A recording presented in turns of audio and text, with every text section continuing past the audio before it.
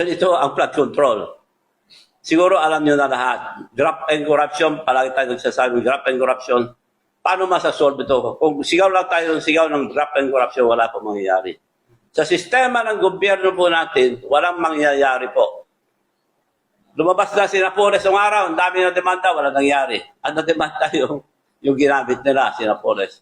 Eto na naman, yung mga lilit na inimbestiga nila, yung mga nagamit. Yung utak, sino po utak nito? Diretsuhin po natin. Mr. President, ikaw ang presidente, ikaw ang leader. Dapat kayo ang nakakalam lahat. Dalawang bagay lang. Hindi nyo tinolerate ito. Hindi nyo alam. Kung hindi nyo alam, di wala kayong alam. Hindi pwede po yung gano'n na sagot. Kaya ang suggestion ko lang noon, siya ang leader. Siya ang presidente. Para paniwalaan natin, unahin natin ang Ilocos Norte na imbestigahan para malinis, maniwala tayo lahat. Dahil kami rin sa Ilocos Sur, lahat, imbestigahan nyo, maski hindi flood control. So, ganun lang po. Then, balikan natin, maniniwala po tayo. Bakit wala? Sinabi ko na ICI, huwag na kayo lumayo. Sa Ilocos Norte, tignan nyo lang. Dahil may balita na ako na Ghost Project, saka masama ang paggagawa yung mga project nila ron sa flood control, nagagalit sila. Sa Senado, lumabas na ba Ilocos Norte? Wala po. Wala pa lumalabas. Up to now. Kaya napilitan na ako dahil ako binabanatan nila, this is all diversionary tactic. Ako binabanatan, nakalimutan na yung issue. So, nagpadala na ako ng maraming tao sa Ilocos Norte. Marami po silang nakita. Ipapakita ko sa inyo mamaya. Isa lang. I-reserve ko yung may iba. Papakita ko lang kung anong klase flood control. Meron sila sa Bintar, sa Parparoro, Bintar. Isa lang po ito. Marami pa pong susunod. So, since madami po kayong ebidensya doon sa Ilocos Norte, in case po na invite kayo ng ICI to invite kayo para maging witness or ilantad nyo yung mga ebidensya, willing po ba si Doc Charing? Willing ako. Nung sinabi ko willing ako, nagsara na eh. So, ewan ko kung bubuksan pa nila. Sabi sa iba naman. Sa iba naman, meron na naman. Tatagal na tayo dyan hanggang investigasyon na tayo habang inuubos ang pera ng kabalang bayan. Sir, gaano kahalaga na unang investigahan ang Ilocos Norte na lugar mismo ng presidente? Para magkaroon ng kredibilidad ang presidente na magbintang sa mga ibang tao. Sa ngayon, si ganito, nag-aaway ng mga senador, congressman, at iba-ibang issue. So, bago ko makalimutan, gusto kong pasalamat sa isang governor na nakausap ko rin nung araw, governor ng Oriental Mindoro, Governor Bons Dolor. Kakilala ko po ito, maraming salamat po at kayo ang sumigaw yung mga ghost project dyan sa Mindoro. Sana po mga ibang governor, gayahin po natin siya. Sabihin niyo po lahat ang makalukuhan nangyayari sa inyong mga lalawigan at marami pa ito. And yung mga ibang may nakakaalam, tumayo po kayo. Be brave. Isa lang ang buhay po natin. Tignan natin, wala nang kinabukasan ang ating kabataan kung hindi tayo tutulong sa kanila. This is the future of our children's children. Tulungan po natin sila. Now, mag-schedule lang ang mga kabataan o yung mga mas hindi nag-aaral. Sila mag-schedule. Huwag na yung mga politician mag-schedule ng rally. Isa lang. Isa lang po rally natin. At susuportahan po natin lahat. Nakikiusap po ako sa mga anak ng mga general, anak ng mga pulis. Payagan niyo po yung mga anak niyo dahil kinabukasan po nila ito. Kung hindi kayo lalabas, okay lang. Pero payagan niyo po yung mga anak niyo dahil kinabukasan po nila ito. Hindi ba baka sabihin na naman na doon sa Malacanang na inciting to sedition yung para sila sabihin? This is supposed to be a free country. Pwede natin sabihin lahat ang gusto natin. So, kung ang sadya nila ipagtakpan tong kalukuhan, mali po yun. Kailangan po sabihin natin, at liwanag na si mga Diskaya, 3 years, 31 billion ang binigay nila. Sino nagbigay? Yung mga powerful. Sino nagbigay? Oh. Yung mga nasa Congress, kay Speaker, dalawa lang tinuturo, Speaker at saka Saldico.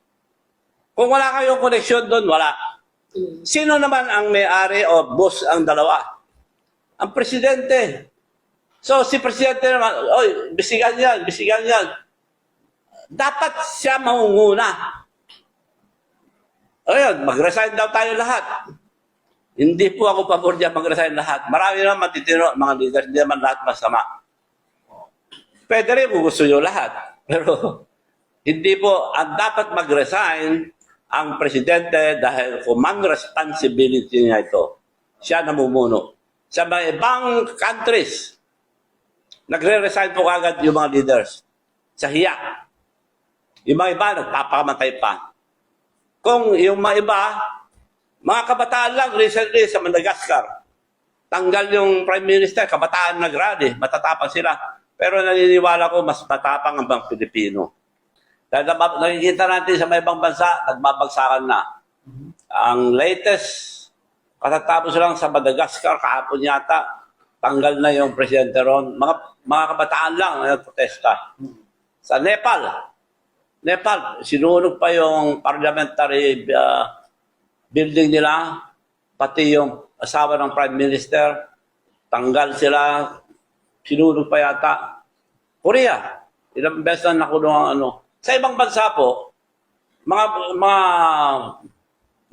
anomalyang ganito, nahiya po yung mga leader, nagre-resign. Sa iba, nagpapakamatay pa sa hiya. Dito po sa ating bansa, nagtataka ko kung bakit. Pinagpipilit nila yun, di tama. Kaya kailangan baliwalagan ang ating kababayan. Huwag tayo makalimot ang mga nakaraan. At ito nangyayari ngayon na flood control, ito na pinakagrabe na anomalya sa buong history ng Pilipinas.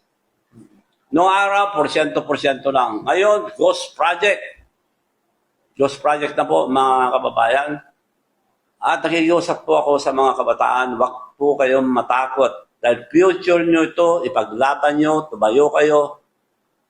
Wala na tayong kinabukasan kung ipagpatuloy itong gobyernong ito. Wala na po mangyayari, wala na po naniniwala. Sa nakikita kong survey, ang latest survey kahapon, 83% ang galit ng tao. Totoo, ang leader natin, maraming nakuha ang boto dahil nakalimutan na lahat mga nakaraan. So, bilang isa sa tumulong, humihingi ako ng pamanhin sa mga mayors, councilors league, governors, and city mayors, and all leaders at lahat ng ating kababayan na nakumbinsi. Humihingi ko ng pamanhin dahil ako nagkumbinsi na iboto natin, akala ko nagbago na sila. So, yun po. Kaya marami na pong galit ang ating kababayan. Hindi lang flood control. Iba-ibang departamento. Kung baga sa tawag nila na tip of the iceberg, kita mo konti, pero malaki sa loob. Kung baga sa dragon, nakikita natin kayo, buntot lang. Marami po yan paghilayin nyo. So, sinabi ko na po, hindi na pwedeng tumakbo itong gobyerno ito. Dahil maski na marami ng suggestion, narinig ko, sinasabi ni Senator Peter Cayetano, na snap election. Kasi focus tayo. Palagay ko, hindi resign tayo lahat. Wala na, lalong magkakagulo kung gano'n. Isa lang ang kausapin natin.